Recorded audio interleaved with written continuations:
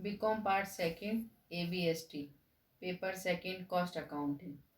आज मैं आपको बताऊंगी उपपरिव्ययों के अवशोषण की दरों का प्रयोग करना। इससे पहले मैंने आपको लागत पत्र बनाना बताया था। आज हम देखेंगे उपपरिव्ययों के अवशोषण की दरों का प्रयोग करना।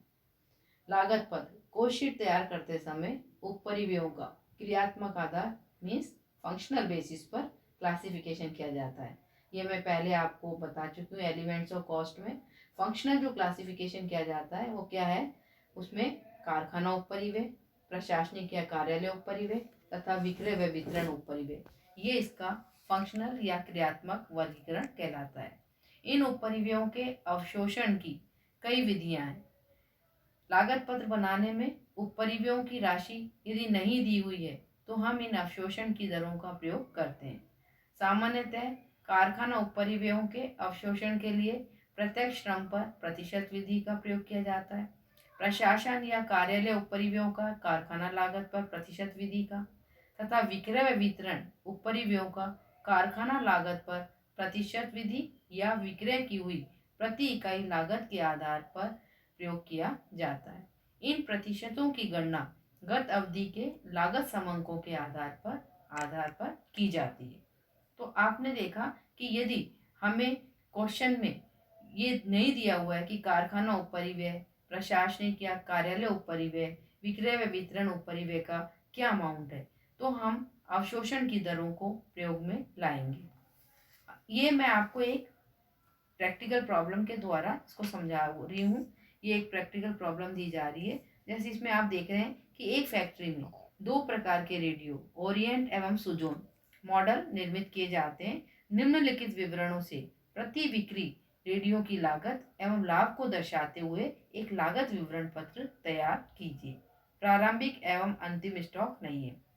तो यहाँ आप देख रहे हैं इस प्रॉब्लम में आपको एक लागत विवरण पत्र तैयार करना है और उसमें आपको दो प्रकार के जो रेडियो दिए गए हैं ओरिएंट और सुजोन मॉडल, उनका लागत और लाभ आपको प्रदर्शित करना है। तो इसके लिए आप देखिए हम एक स्टेटमेंट बना रहे हैं। तो सबसे पहले हम हेडिंग डालते हैं statement of cost and profit, क्योंकि आपको लागत और लाभ दोनों ज्ञात करने हैं। अब हम एक कॉलम पार्टिकुलर्स का बनाते हैं और क्योंकि रेडियो के दो मॉडल हैं ओरिएंट एंड सुजोन, तो दो हमने कॉलम इनके बना लिए। अब आप देखिए क्योंकि हमको क्या क्या ज्ञात करना है, लागत ज्ञात करनी है और प्रॉफिट ज्ञात करना है। तो हम सबसे पहले प्राइम कॉस्ट ज्ञात करेंगे। प्राइम कॉस्ट के लिए हम सबसे पहले देखते हैं मटेरियल। मटेरियल में देखिए ओरिएंट में अमाउंट है 27,300 और सुजोन में है 1,08,680। दूसरा फिर लेबर देखिए, लेबर ओरिएंट में 15,600 और सुजोन में 62,920। दोनों को हमने जोड़ दिया तो प्राइम कॉस्ट आ गई हमारी ओरिएंट की 42,900 और सुजोन की आ गई 1,71,600। अब आप देखिए इसमें दिया हुआ है कि कारखाना उपरिव्यय श्रम का 80% चार्ज किया जाता है। तो यहाँ वर्क्स ओवरहेड लगाइए 80% ऑफ लेबर। 80% ऑफ लेबर यानी आप देखिए कितना दिया हुआ है, ओरिएंट में 15,600 का 80% लिया तो आपके पास आ गया 12,480। इसी प्रकार सुजोन में 62,920 का 80% लिया तो आपके पास आ गया 50,336। ये आपने इसमें ऐड कर दिया प्राइम कॉस्ट में, तो वर्क कॉस्ट आ गई ओरिएंट की 55,380 और सुजोन की आ गई 2,21,936। अब आप देखिए कि कार्यालय उपरिव्यय दिया हुआ है कारखाना लागत का 15%। तो आप वर्क कॉस्ट में ऑफिस ओवरहेड को ऐड करेंगे, कितना लेंगे 15% ऑन वर्क कॉस्ट। तो 15% वर्क कॉस्ट का ओरिएंट में 55,380 का 15% लिया आपने तो आपके पास आ गया 8,360। इसी प्रकार से सुजोन में आपने 15% वर्क कॉस्ट का लिया यानी 2,21,936 का तो आपके पास आ गया 33,290। आपने वर्क कॉस्ट में इसको ऐड कर दिया तो ओरिएंट की टोटल कॉस्ट आ गई 63,687 और सुजोन की आ गई 2,55,226। इस तरह हमने पहला वाला यानी फर्स्ट जो टोटल कॉस्ट हमें ज्ञात करनी है वो हमने ज्ञात कर ली। अब आप देखिए कि नंबर ऑफ यूनिट प्रोड्यूस्ड कितनी है, ये आपको दी हुई है। तो ओरिएंट में जो रेडियो है उसकी नंबर ऑफ यूनिट दी हुई है 78 और सुजोन की दी हुई है 286। आप कॉस्ट पर यूनिट निकाल सकते हैं। तो कॉस्ट पर यूनिट आप किस तरह से निकालेंगे, आप देखिए, आप जो आपने टोटल कॉस्ट ज्ञात की है उसको नंबर ऑफ यूनिट से डिवाइड कर दीजिए तो आपके पास कॉस्ट पर यूनिट आ जाएगी। तो ओरिएंट की कॉस्ट पर यूनिट आ रही है 816.50 और सुजोन की आ रही है 892.40। अब आपको यहाँ प्रॉफिट पर यूनिट भी ज्ञात करना है। तो प्रॉफिट पर यूनिट हम आसानी से ज्ञात कर सकते हैं क्योंकि आपको सेलिंग प्राइस दी हुई है। सेलिंग प्राइस ही कहते हैं कि दोनों ही प्रकार के जो रेडियो हैं उनकी 1000 रुपये प्रति रेडियो है। तो यहाँ सेलिंग प्राइस पर यूनिट आप दिखा दीजिए। ओरिएंट की भी 1000 है और सुजोन की भी 1000 है। यदि हम सेलिंग प्राइस में से कॉस्ट पर यूनिट को लेस कर देते हैं तो हमारे पास प्रॉफिट पर यूनिट आ जाएगा। तो आप 1000 में से 816.50 को लेस कर देंगे तो ओरिएंट की प्रॉफिट पर यूनिट आ गया 183.50 और सुजोन का आ गया 1000 में से 892.40 को लेस कर दिया तो 107.60। इस प्रकार से आप देख रहे हैं कि स्टेटमेंट ऑफ कॉस्ट बना करके आप लागत और प्रॉफिट दोनों ज्ञात कर सकते हैं। आगे हम देखेंगे अवशेष सामग्री अथवा क्षय का लेखा। Treatment of scrap.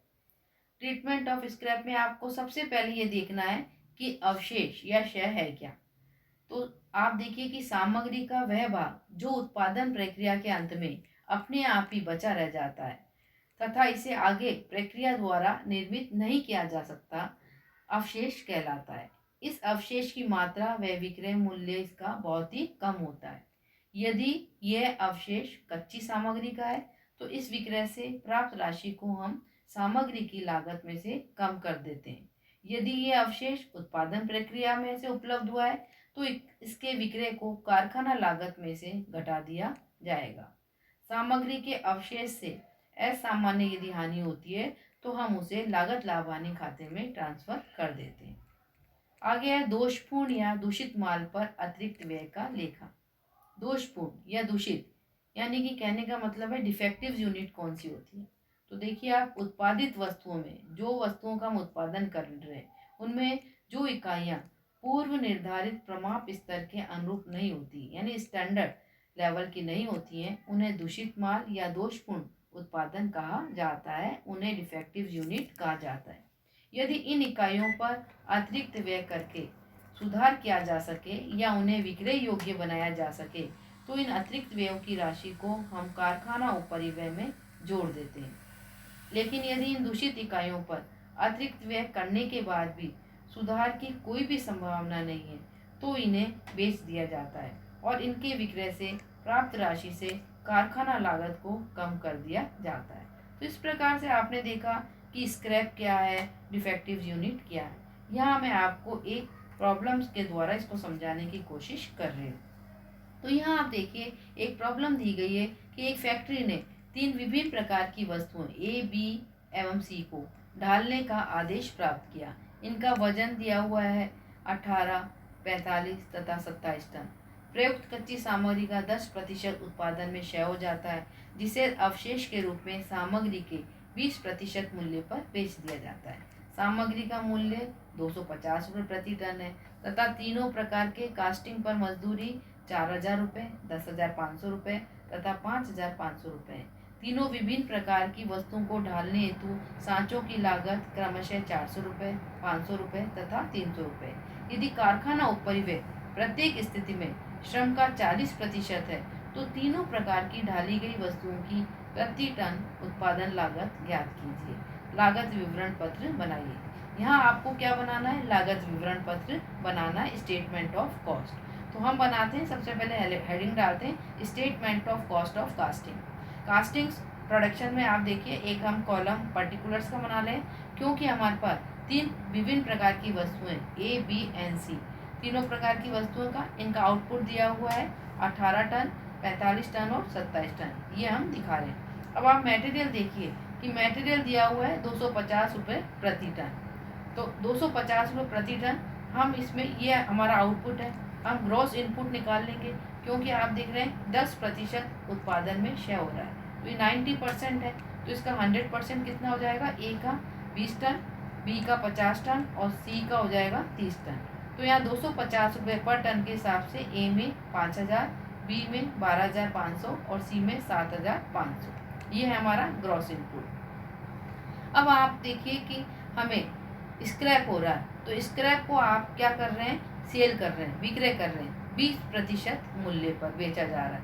तो यहाँ आप लेस कर दीजिए, लेस सेल ऑफ स्क्रैप कितने पर, एट द रेट ऑफ 20% पर टन। तो यहाँ आप देखिए 250 रुपये पर टन था मटेरियल की कॉस्ट, 20%, तो इसका 20% कितना हो जाएगा, 50 रुपये प्रति टन। तो 50 रुपये प्रति टन से हमारा देखिए स्क्रैप कितना हुआ है, ए में 2 टन का हुआ, तो 2 को आप 50 से गुणा करेंगे तो यहाँ आ गया आपके 100 रुपये। और बी में आप देखिए कितना है, 5 टन का स्क्रैप, तो 5 को 50 से किया तो 250 रुपये। और सी में 3 टन का स्क्रैप है, तो 50 से आपने किया तो ये आ गया 150 टन।